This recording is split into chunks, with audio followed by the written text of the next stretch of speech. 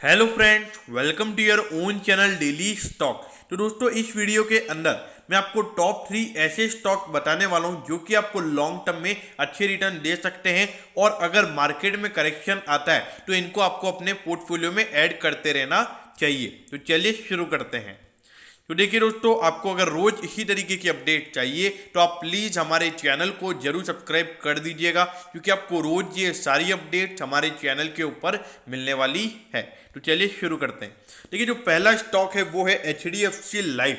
देखिए, 1,34,412 करोड़ का market cap है और अगर हम लाइफ इंश्योरेंस के अंदर अगर हम बात करें तो सबसे ज़्यादा मार्केट कैपिटलाइजेशन वाली कंपनी ये है। ऑल्दो मुझे पता है कि क्वार्टर ऑन क्वार्टर यहाँ पे रिजल्ट इतने अच्छे नहीं थे, लेकिन देखिए ईयर ऑन ईयर यहाँ पे रिजल्ट बहुत अच्छे थे और मेरे ख्याल से मैं ईयर ऑन ईयर देखना प्रेफर करता हूँ, क्योंकि क्वार्टर कंपनी का पिछला क्वार्टर ही गया तो वहाँ पे थोड़े से रेवेन्यू फॉल हो सकते हैं, प्रॉफिटेबिलिटी गिर सकती है, तो वहाँ पर ज़्यादा इश्यू नज़र नहीं आते हैं। तो देखिए, इंडस्ट्री का P 81.35 है, आपको 98.83 के प्राइस टू अर्निंग रेशियो पर मिल रहा है। तो देखिए, अब ये मार्केट लीडर है। अगर हम बात करें लिस्टेड सिक्योरिटीज के अंदर तो वहां पर आपको ये हमेशा प्रीमियम वैल्यूएशन पर ही ट्रेड होता हुआ नजर आएगा।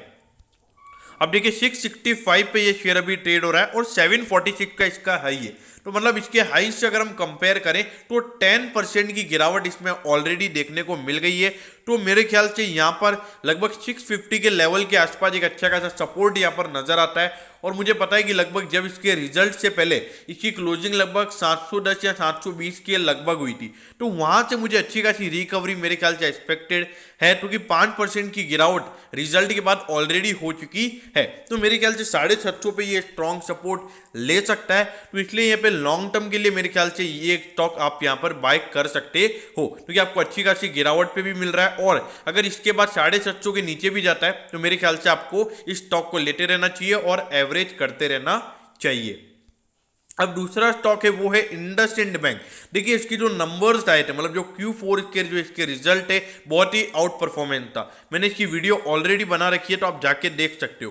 देखिए, 72,306 करोड़ का मार्केट कैप है और इंडस्ट्री का P 28 का है, तो उसके मतलब ऑलमोस्ट उसी वैल्यूएशन पर ये स्टॉक आपको अभी मिल रहा है। लेकिन इसके NPA नंबर्स बहुत ही अट्रैक्टिव है, लगभग 1% से कम यहाँ पे इनके नेट NPA थे। तो देखिए, HDFC बैंक के 1% से ज्यादा एनपीएस है। तो देखिए, यहां पर सीधी सी बात है कि यहां पे इंडसइंड बैंक एक अच्छा इन्वेस्टर्स के लिए एक अच्छा अट्रैक्टिव चॉइस बन सकता है।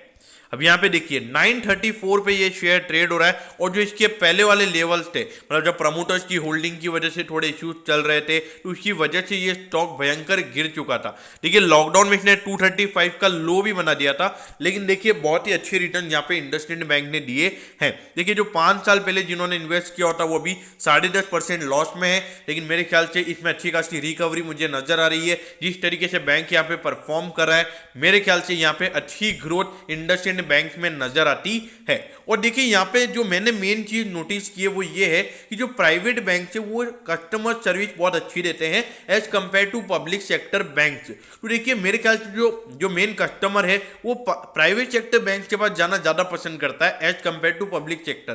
भले ही वहां पे उसको थोड़े चार्जेस के पैसे लगते हैं, लेकिन जहां पे कस्टमर सर्विस अच्छा मिलेगा वहां पर वो कस्टमर ज्यादा जाएगा as compared to public sector. तो मुझे लगता है कि आने वाले समय में पब्लिक सेक्टर के जो हम बात करते हैं, जो पब्लिक सेक्टर का जो अभी 60% का मार्केट शेयर है, मुझे ऐसा लगता है पर्सनली कि वो मार्केट शेयर वहां पे 35 से 40% हो सकता है और 60% का मार्केट शेयर यहाँ पे प्राइवेट बैंकिंग का हो सकता है। तो उसमें मुझे इंडसइंड बैंक भी यहाँ पे अच्छा प्रबल दावेदार लगता है।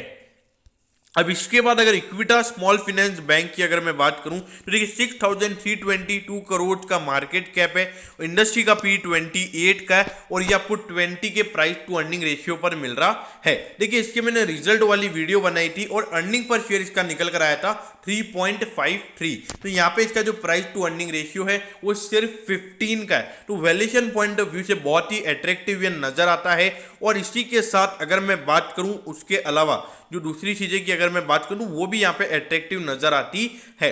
देखिए आपको पता होना चाहिए कि जो एयू स्मॉल फाइनेंस बैंक है उसके रिजल्ट इतने बढ़िया नहीं आए हैं और थोड़े मैनेजमेंट के भी यहाँ पर क्वेश्चन आ रहे हैं। जो उनके चीफ ऑडिट ऑफिसर हैं उसका कुछ रिसाइन होने वाला था, वो भी उसमें पोस्टपोनमेंट हो गई है, तो यहाँ पे थोड़े से मैनेजमेंट के इश्यूज चल रहे हैं। तो ऐसे में अगर हम देखेंगे तो इक्विटा स्मॉल फाइनेंस बैंक मतलब स्मॉल फाइनेंस बैंक में सेकंड नंबर पे ये एक इन्वेस्टमेंट चॉइस बन सकती है बड़े इन्वेस्टर्स के लिए। तो वहां से पैसा निकालकर यहां पर पैसा आ सकता है, तो मुझे ये लॉन्ग टर्म के लिए बहुत ही अच्छा नजर आता है।